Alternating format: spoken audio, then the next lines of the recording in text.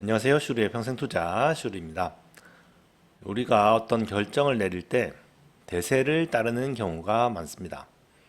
그러니까 많은 사람들이 선택하는 거나 아니면 주변 사람들이 선택하는 것을 보고 그대로 이제 따라하는 경우가 많죠. 그렇게 대세를 따르는 게 본능이라고 하죠.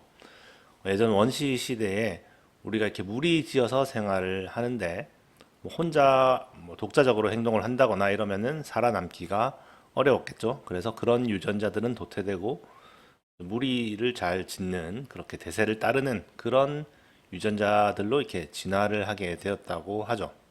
어쨌든 사람들은 대부분 대세를 따르는 그런 성향이 있는데요. 그러니까 대세라는 게 만들어지겠죠. 그런데 그런 대세를 따르는 게 어떤 물건을 구입하거나 이럴 때는 뭐 괜찮은 경우가 상당히 많습니다. 아무래도 많은 사람들이 사고 또 뭐 구매 후기나 이런 게 좋다는 말은 그래도 어느 정도 검증된 물건일 확률이 높다는 거겠죠. 물론 뭐 잘 알려지지 않은 물건 중에서 훨씬 더 좋은 물건이 있을 수도 있겠지만 굳이 뭐 그런 위험을 감수하는 것보다는 뭐 사람들에게 인기가 있고 뭐 후기가 좋은 뭐 그런 물건들이 평균적으로 낫겠죠. 그런데 주식 투자를 할 때는 대세를 따르는 게 아주 위험한 경우가 상당히 많습니다. 주식은 인기에 따라서 가격이 수시로 변하는 자산이기 때문에 그렇죠. 매우 핫하고 사람들이 막 사고 싶어 하고 그런 인기 많은 주식은 아주 비싸져 있는 경우가 대부분이기 때문입니다. 그렇게 주식을 아주 비쌀 때 사면은 위험한 경우가 상당히 많겠죠. 그러면 뭐 인기가 없고 소외되어 있는 주식을 사야 될까요? 근데 그것도 아니죠. 인기가 없고 소외되어 있고 평가가 안 좋은 그런 주식들은 뭐 실제로 안 좋은 주식일 확률이 또 상당히 높습니다. 그래서 인기가 너무 높은 걸 사도 안 되고 인기가 또 뭐 없다고 또 무조건 사도 안 되고 그럼 어떻게 해야 되냐?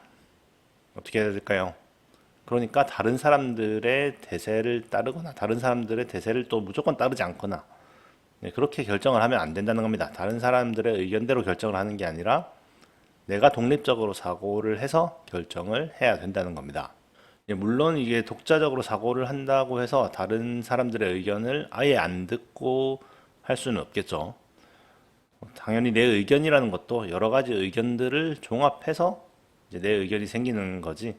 뭐 아예 그냥 뭐 내 혼자 생각할 수는 없는 겁니다. 그래서 다른 사람들의 말을 당연히 이제 들어보는 것도 중요하죠. 뭐 유튜브도 볼 수도 있고 또 뭐 주식 투자 잘하는 분들의 이제 블로그를 볼 수도 있고 뭐 사업 보고서는 당연히 이제 보는 거고요. 예, 그렇게 여러 가지 의견들을 이제 종합해서 결정을 내리면 되는데 그런데 대부분 사람들은 그렇게 그냥 여러 사람들의 의견을 듣고 그냥 그럴듯한 것 같으니까 또 사람들이 인기가 있고 오를 것 같으니까 이제 투자를 하는 경우가 많다는 거죠. 그냥 거기서 이제 끝나는 거죠. 다른 사람들의 의견을 듣는 것, 대세를 따르는 것에서 끝나버리면 안 되고 거기서 이제 내 의견으로 만들고 뭔가 독자적인 사고를 해서 이제 결정을 해야 된다는 겁니다. 그렇게 하려면 결국은 기준이 있어야 되죠. 나의 사고의 틀이 있어야 됩니다. 여러 의견들을 입력을 해서 그거를 어떤 하나의 기준으로, 하나의 틀로 이렇게 판단을 해서 결정을 내릴 수 있는 그런 사고의 틀이 있어야 되는 거죠. 저의 경우에는 뭐 그 틀이 이제 가치 투자라고 할 수가 있겠죠.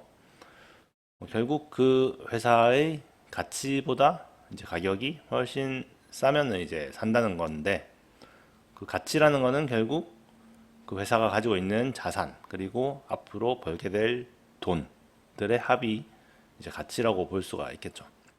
그래서 그런 기준에 따라서 이제 여러 가지 의견을 종합해서 그 기준에 부합하느냐 안 하느냐 그거를 이제 독자적으로 생각을 해서 결정을 내리면 되겠죠.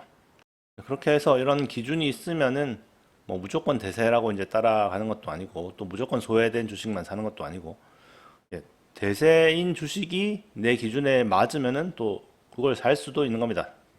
뭐 대세인 주식이 더 가는 경우도 사실 많잖아요. 뭐 엔비디아나 뭐 그런 경우도 그렇고 뭐 한국 주식으로는 이제 뭐 하나 에어로스페이스 이런 게 대세인데 더 가고 더 가고 더 가고 이런 경우가 있잖아요. 그것도 이제 내 기준에 맞으면 지금 많이 오른 가격도 내 기준에 맞으면은 뭐 더 살 수도 있는 거고 그런 거죠. 반대로 이제 소외된 주식도 인기가 없고 이런 주식도 내 기준에 맞으면은 또 살 수가 있는 겁니다. 네, 그래서 그런 독자적인 사고의 틀을 이제 마련을 해야 되겠죠. 예, 그러면 이번 주 몇 주 차인지 모르겠는데 어쨌든 자막으로 나가겠죠. 예, 계좌, 주식 계좌 공개하겠습니다. 예, 먼저 저축은행 계좌 지난주랑 똑같고요. 한국 주식 지난주보다 조금 올랐습니다. 그리고 이번에 한국 주식을 좀 상당히 대부분 팔았습니다. 이제 채권 포함해서 많이 대부분을 팔았어요. 일단 판 이유가 뭐 너무 비싸서는 아닙니다. 예, 비싸서는 아닌데 어쨌든 그건 참고해 주시고요. 그다음에 해외 주식 1번 계좌 지난주보다 좀 내려간 것 같습니다. 일단 환율이 금요일에 좀 급등을 했는데 그게 반영된 건지는 잘 모르겠어요. 어쨌든 지난주보다 좀 내려갔고요. 그다음에 해외 주식 2번 계좌 지난주보다 또 제법 내려갔습니다. 그래서 이번에 그 마지막에 이제 그 이란과 이스라엘 뭐 전쟁이나 이런 걸로 좀 전 세계 주식 시장이 조금 흔들렸죠. 그 다음에 마지막으로 자산 배분 계좌 지난주보다 약간 또 좀 내려갔습니다. 엑셀로 보시면은 2018년 10월부터 방송을 시작해서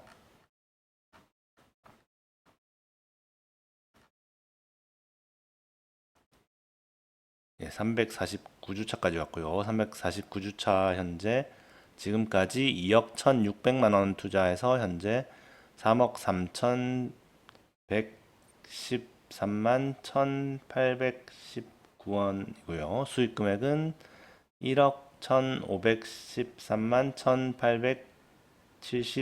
1,879원입니다. 그래프를 보시면은 지난주보다 약간 내려갔습니다.